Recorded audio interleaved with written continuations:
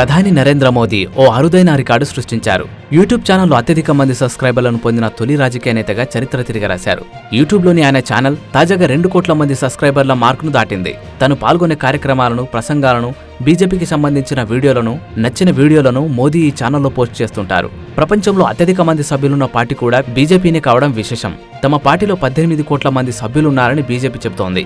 యూట్యూబ్లో అత్యధిక మంది సబ్స్క్రైబర్లున్న తొలి నేత మోదీ కాగా, 2వ స్థానంలో బ్రెజిల్ మాజీ అధ్యక్షుడు జైర్ బోల్సనారో నిలిచారు.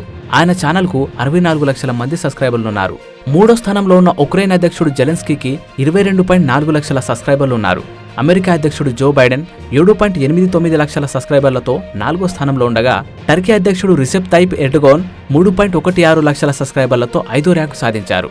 మోదీ తర్వాత 4 స్థానాల్లోని నేతల సబ్స్క్రైబర్లందరినీ కలిపిన 2 కోట్ల మంది లేకపోవడం గమనార్హం. ఇక వ్యూస్ లెక్కల విషయానికి వస్తే మోదీ ఛానల్ 450 కోట్ల వ్యూస్తో దూసుకెళ్తోంది. ఈ ఏడాది డిసెంబర్లో 224 కోట్ల వ్యూస్ వచ్చాయి. మోదీ ఛానల్ గత ఏడాది ఫిబ్రవరిలో 1 కోటి మంది సబ్స్క్రైబర్ల మార్క్ దాటింది. మోదీ ఛానల్ 2007లో ఆయన గుజరాత్ ముఖ్యమంత్రిగా ఉన్నప్పుడు మొదలైంది. ఇక యోగా విత్ మోదీ అనే యూట్యూబ్ ఛానల్ కు కూడా ఫుల్ క్రేజ్ ఉంది. అందులో 73,000 మంది సబ్స్క్రైబర్లు ఉన్నారు. యూట్యూబ్లో అత్యధిక సబ్స్క్రైబర్లను సాధించిన తొలి నేతగా రికార్డు సృష్టించిన మోదీని రాజకీయ నాయకులు అభినందిస్తున్నారు.